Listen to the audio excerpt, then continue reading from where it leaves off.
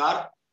आप सभी स्क्रीन पर देख रहे हैं अकुश श्रीवास्तव जी, देश के जाने माने पत्रकार, मेरे पूर्व बॉस, और अभी हिमाचल से लौटे हैं, तो इसलिए बहुत बढ़िया मौका था कि उनसे तुरंत लपक कर बात कर ली जाए हिमाचल के बारे में, क्योंकि कल से वहां पर हिमाचल में एक अजीबोगरीब स्थिति हो जाएगी। कल सब प्रत्याशियों का जो फ्यूचर है वो मतपेटियों में बंद, सॉरी ईवीएम में बंद हो जाएगा। मतपेटियों की आदत पड़ गई है कहने की, ईवीएम में बंद हो जाएगा और फिर एक लंबा समय इंतजार का होगा कि साहब नतीजा आएगा 8 दिसंबर को।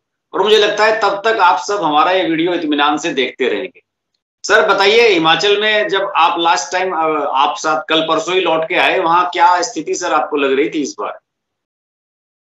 देखिए हर्ष जी, पहले बहुत आभार आपका कि आपने आमंत्रित किया इसके लिए। लेकिन जहां तक हिमाचल का सवाल है, हिमाचल एक छोटी विधानसभा है और 68 सीटों की विधानसभा है, 4 संसदीय क्षेत्र हैं और उस 68 सीटों की विधानसभा के साथ में मैं ज्यादातर शब्द इस्तेमाल कर रहा हूं, होता ये रहा है, बड़ी कांटे की लड़ाई रही है, होती रही है। और कई बार ऐसा होता है कि 30-32 सीटें आती हैं, 2-3-4 निर्दलियों के पास होती हैं और कुल मिला के चाबी जो है निर्दलियों के पास हो जाती है। ज्यादातर होता है, पिछली बार को अगर आप छोड़ दें तो हमेशा ऐसा ही होता रहा है और उसमें बहुत बहुमत से सीटें लोगों के पास, दलों के पास नहीं होती और मूलतः वहां पर भारतीय जनता पार्टी और कांग्रेस के पास ही हिसाब किताब रहा है। बीच में सुखराम ने अपनी कोशिश की अलग तरीके से थोड़ी, लेकिन वो बहुत ज्यादा नहीं रहे, वो मूल रूप से कांग्रेस ही रहे हैं। लेकिन उन्होंने अपने तरीके से, और हिमाचल की राजनीति में जो है वो इस बार भी यही नजर आता है कि पिछली, जैसा कि मैंने पहले आपको बताया कि पिछली बार जरूर ये थोड़ा सा भारतीय जनता पार्टी के पास सीटें ज्यादा थी और बहुत आसानी से उनकी, पिछली बार बीजेपी की 44 थी और कांग्रेस की 21।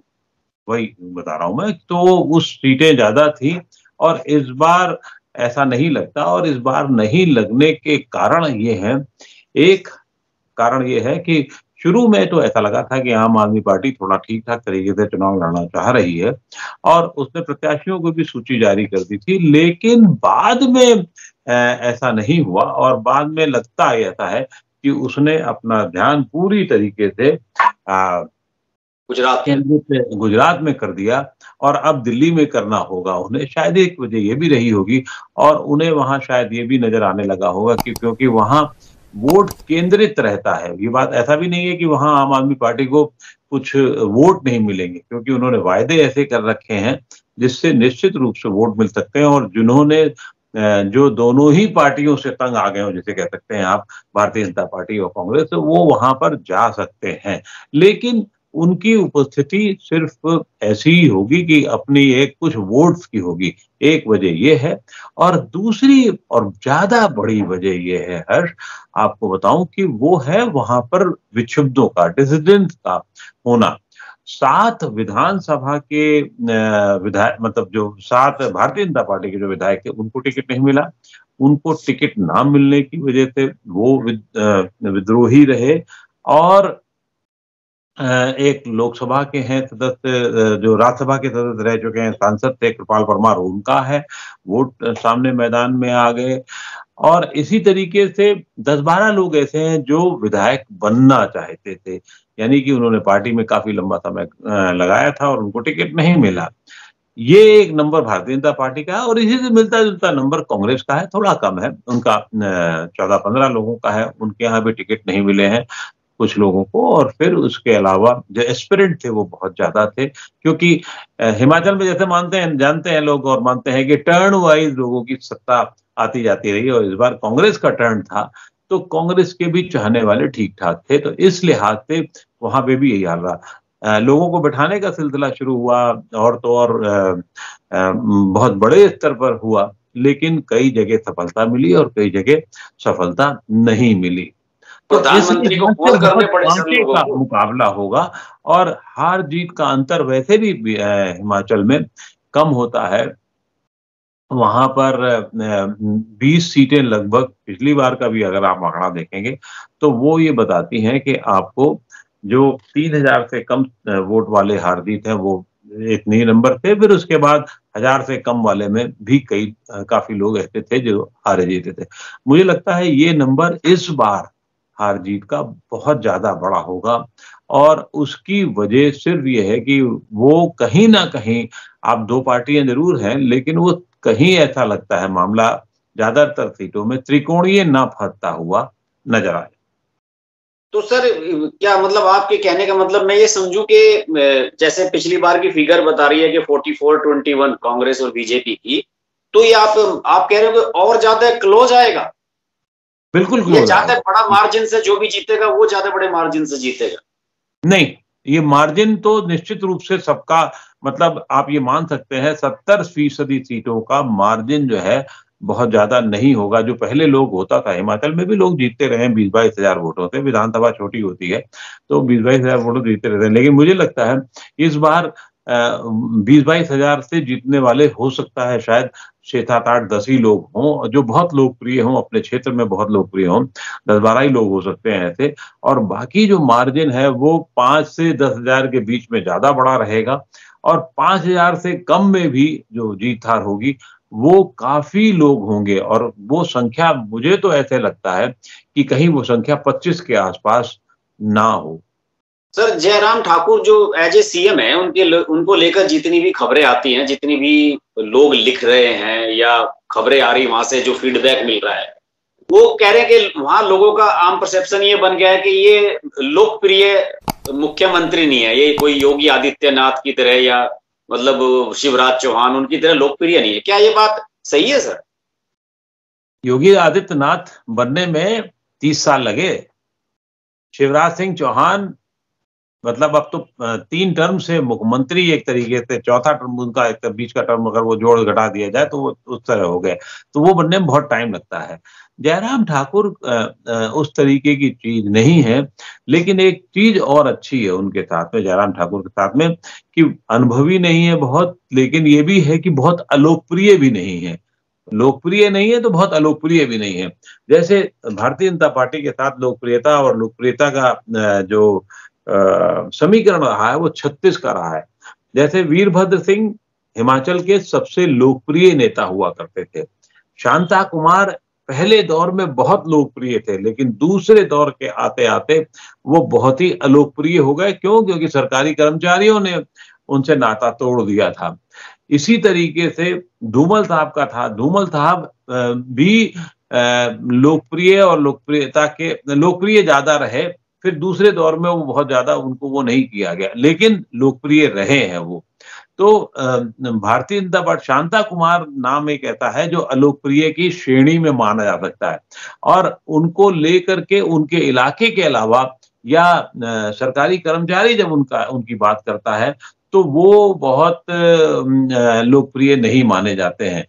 जयराम ठाकुर बहुत एक्टिव नहीं रहे हैं। पिछले चुनाव में ही जब बाई इलेक्शन होते तो आपको याद होगा 3 उपचुनाव हुए थे, एक लोकसभा का था, वो सब सीटें भारतीय जनता पार्टी को हारनी पड़ी थी और बहुत बुरी गत हुई थी। भारतीय जनता पार्टी के एक कह सकते हैं कि जमीन निकल गई थी।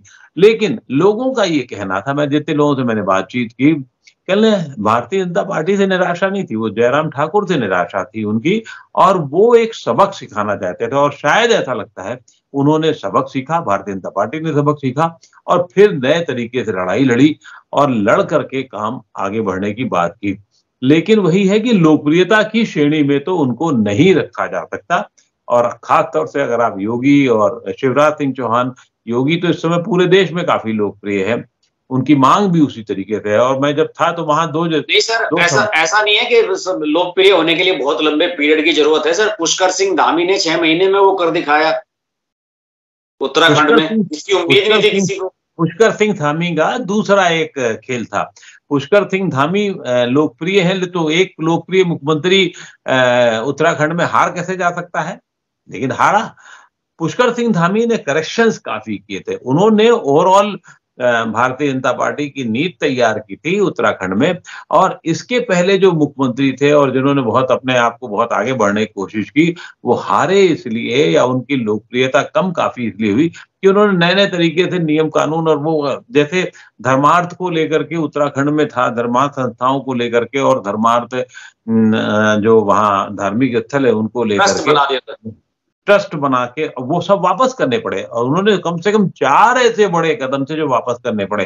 फिर पुष्कर धामी जो है वो एक बिल्कुल जमीनी नेता की तरीके से उन्होंने काम किया था, तो वो एक अंतर था। जयराम ठाकुर जमीनी नेता की तरीके से भी बहुत सारा, क्योंकि हिमाचल बड़ा है उस हिसाब से सीटें बड़ी कम बड़ा है। सर मैं यहाँ पे रोक रहा हूँ, एक क्वेश्चन यहाँ पे ये भी बन रहा है कि उत्तराखंड में फटाफट 2-3 सीएम चेंज कर दिए बीजेपी ने, और गुजरात में भी सीएम चेंज किया गया चुनाव से पहले ही, और ये चर्चा हिमाचल प्रदेश में भी थी। लेकिन उसके बावजूद अगर अलोकप्रिय हैं जयराम ठाकुर, तो सर इन्हें चेंज क्यों नहीं किया? इन्हें चेंज करने में क्या रिस्क लग रहा था बीजेपी को? देखिए ऐसा है, जयराम ठाकुर का चेहरा नहीं बदला गया, लेकिन वहां फिर काम एक तरीके से जेपी नड्डा कर रहे थे और जेपी नड्डा ने अपनी बागडोर संभाल ली थी, क्योंकि उनको लग रहा था कि अगर हिमाचल हारेंगे तो बहुत बुरी इमेज जेपी नड्डा की जाएगी।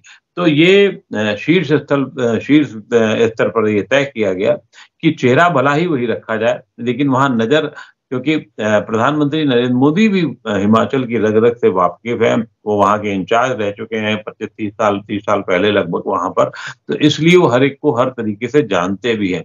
तो वहां मूल रूप से जेपी नड्डा को किया गया और जेपी नड्डा ही एक तरीके से इंस्ट्रूमेंट है वहां। फिर जयराम ठाकुर को भी समझाया गया, बहुत सारी चीजें की गई होंगी। तो मुझे लगता है जयराम ठाकुर अलोकप्रिय नहीं है, लेकिन लोकप्रिय भी नहीं रह गए।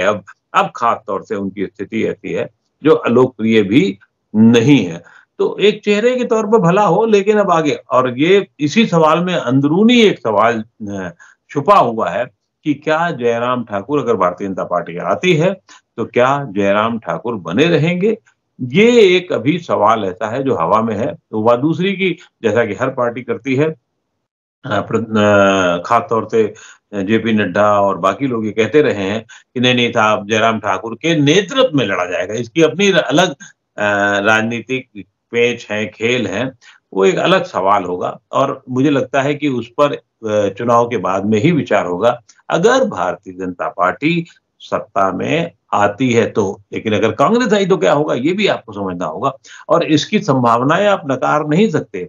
भारतीय जनता पार्टी के साथ अच्छा ये है इस समय कि वो सरकार में है, लेकिन एंटी एस्टेब्लिशमेंट वोट नहीं है अभी उसके। आप ये बहुत महत्वपूर्ण बात कह रहा हूं कि एंटी एस्टेब्लिशमेंट हवा नहीं चल रही है, कोई लहर नहीं चल रही है उसके खिलाफ।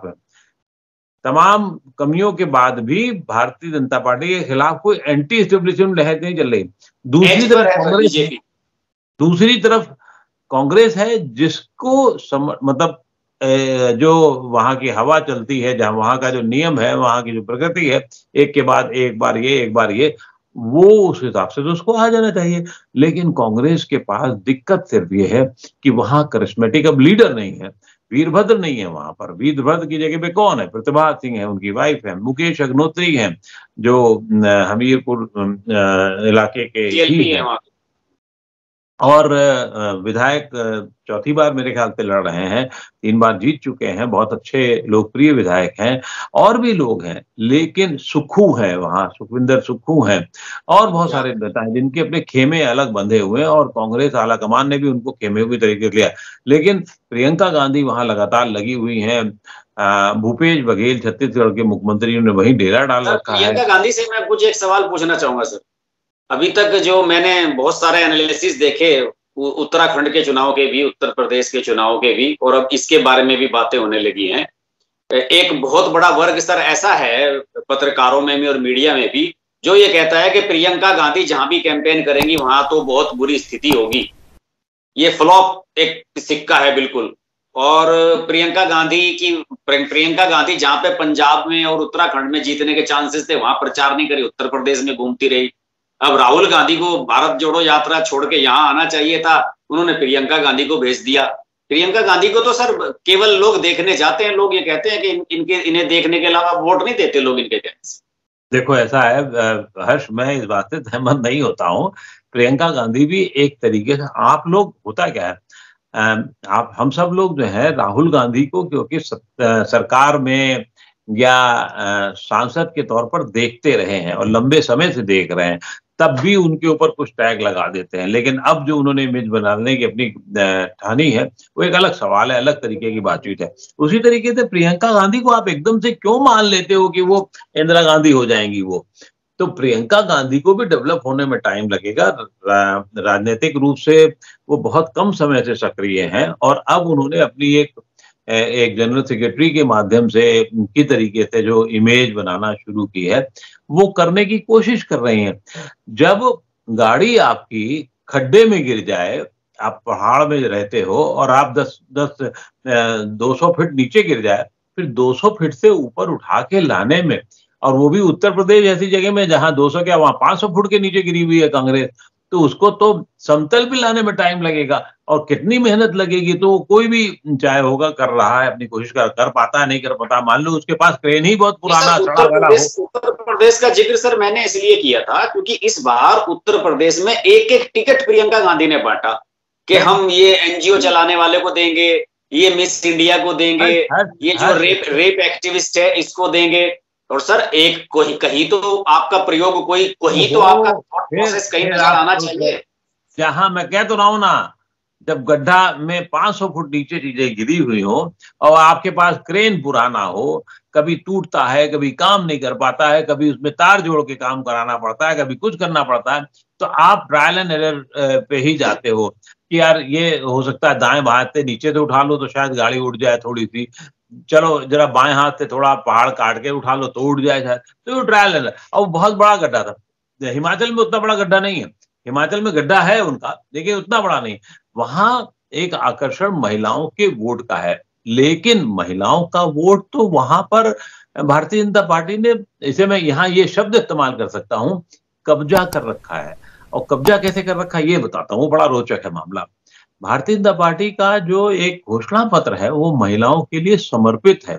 उसमें उन्होंने क्या किया कि प्रेग्नेंट महिला होगी उसको 25,000 रुपए देंगे, लड़कियों को साइकिल देंगे, बच्चियों को जो छोटे स्कूल के, बड़े बच्चों के स्कूटी देंगे। तो कर्ज माफी को लेकर के, एजुकेशन को लेकर बहुत सारी घोषणाएं की है। और भारतीय जनता पार्टी के साथ एक अच्छी बात है कि अगर वो वायदा करती है, जो मोदी जी शुरू हुआ, जो मोदी ने किसानों को लेकर के या बाकी चीजों को लेकर जब किया, तो वायदे कर ले जाते हैं, वो अभी भी वहां है। और महिलाओं, वैसे भी मैंने जो कहा, भारतीय जनता पार्टी के साथ में ज्यादा उनका झुकाव रहा है और अब भी वही दिख रहा है, तो वो इसलिए नहीं काउंटर कर पा रही। वैसे प्रियंका गांधी का अपना आकर्षण रहा है, उन्होंने इंदिरा गांधी की तरीके से कोशिशें शुरू की हैं, लेकिन हर चीज का नतीजा हर बार हर समय नहीं निकल पाता। और खास तौर से जब गाड़ी पुरानी हो चुकी हो, इंजन में फिल्टर उसके बदले जाने हो, बहुत सारा काम किया जाना हो, तो वो प्रियंका गांधी कितनी अच्छी मैकेनिक हो सकती हैं, या खुद भी तो वो बड़ी मैकेनिक अच्छी नहीं है, अभी तो ट्रायल पे चल रही थी और तरीके से काम करने की कोशिश कर रही हैं। और अभी तक तो इनका ये रहा कि जहां जहां गई वहां असफल रही हैं, विफल रही हैं। तो जब विफल रही हैं तो सफलता पाने में कितना टाइम लगेगा? जितने बड़े भी उद्योगपति होते हैं जो नए होते हैं और फिर उसके बाद बड़े बनते हैं, तो कई बार वो गड्ढा खाते हैं। यहाँ पर थोड़ा तो समय हमने राहुल गांधी को, जो कांग्रेस लीडर्स हैं वो राहुल गांधी को मिस नहीं करते?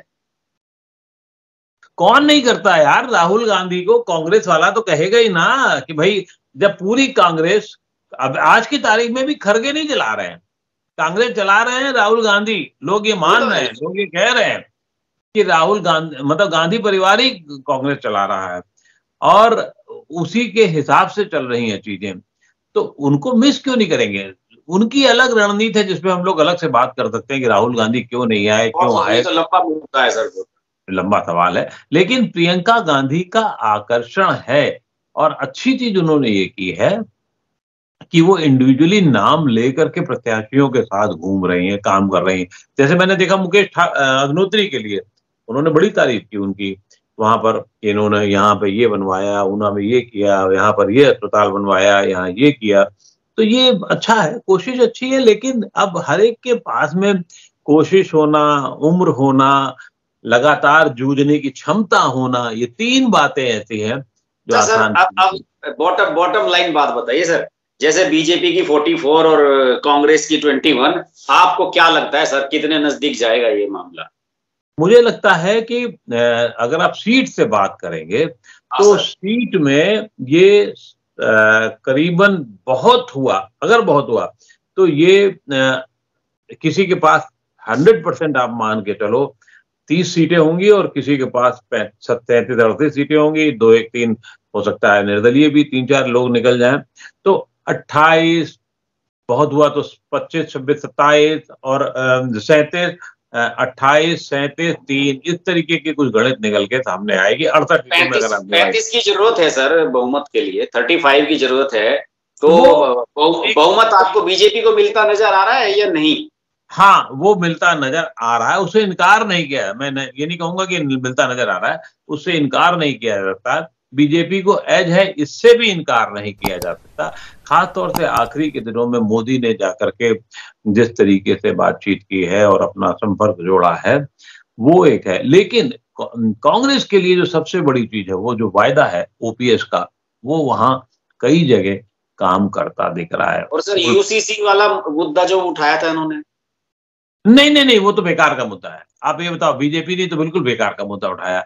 जिस राज्य में 2 लाख मुसलमान हैं और आप कॉमन सिविल कोड की बात करने लग रहे हो, तो वो कोई बहुत मुद्दा नहीं काम रखता है। वो सिर्फ परसेप्शन, गुजरात में ही मुद्दा काम कर सकता है कि हमने देखे उत्तराखंड में किया, गुजरात में किया और हिमाचल में भी कर दिया। वहां के बड़े वर्ग के लिए काम कर सकता है। अनुराग लेकिन ठाकुर की स्थिति क्या है सर वहां पे? अनुराग ठाकुर व्यक्तिगत रूप से लोकप्रिय आदमी है, ये मान के चलो आप। अनुराग ठाकुर के साथ सबसे अच्छी सीएम इन बात, वेटिंग है सर वो? देखो ये भारतीय जनता पार्टी में आप ये सब बातें नहीं कर सकते। सीएम इन वेटिंग साल भर पहले थे, अब कितने रह गए ये एक अलग सवाल है। लेकिन अनुराग ठाकुर की अच्छाइयां सब लोग आपको गिनाते हुए नजर आएंगे कि मिलते बहुत अच्छे हैं, बात करते हैं, हो सकता है काम भी कर देते हैं।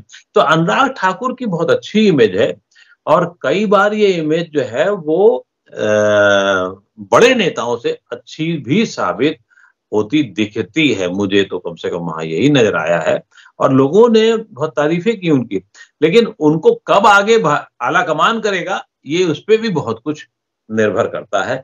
आज नहीं तो कल रास्ते तो बहुत सारे, पार्टी में तो बहुत सारे लोग हैं वहां जो अपने अपने तरीके से काम करते हैं। अनुराग ठाकुर की जरूरत कहाँ मानी जाती है, केंद्र में, राज्य में, कहाँ अनुराग ठाकुर खुद क्या चाहते हैं वो बहुत मायने नहीं रखता।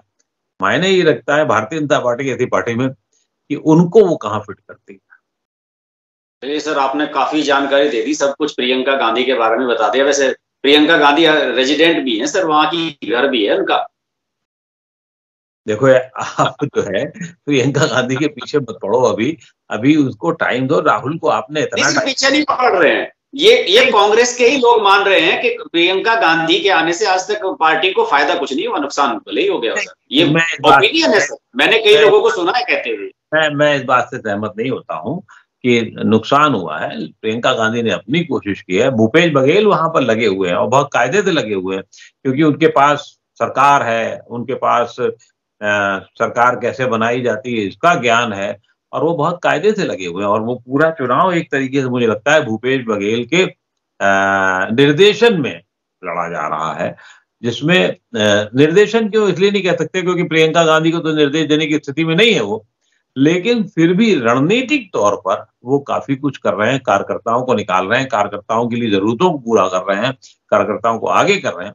तो इसलिए वो भूपेश बघेल की क्षमताएं जो है वो अगर उनका सही इस्तेमाल किया जाए तो मुझे लगता है कि वो आने वाले दिनों में एक तो उम्र भी कम है उनकी, बड़े नेता साबित हो सकते हैं। अशोक गहलोत हैं, अब उम्र के दहलीज पर हैं, वहां से बहुत ज्यादा कुछ हासिल नहीं किया जा सकता।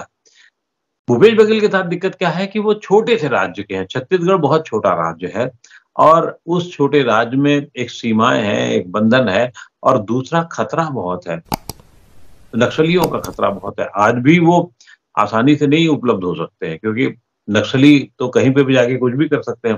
तो ये खतरे भी बहुत है भूपेश बघेल के साथ में, फिर भी ठीक से काम कर रहे हैं, अच्छी बात है। चलिए सर, थैंक यू आपका, आपने बढ़िया ओपिनियन दी सर इसमें, और ये भी बता दिया कि बीजेपी एज पे है। देखते हैं सर कितने नजदीक तक जाती है कांग्रेस। नमस्कार सर। बहुत बहुत शुक्रिया, थैंक यू। अगर आपको हमारी वीडियो पसंद आई तो वीडियो को लाइक करें, चैनल को सब्सक्राइब करें और नोटिफिकेशंस के लिए बेल आइकन को प्रेस करें।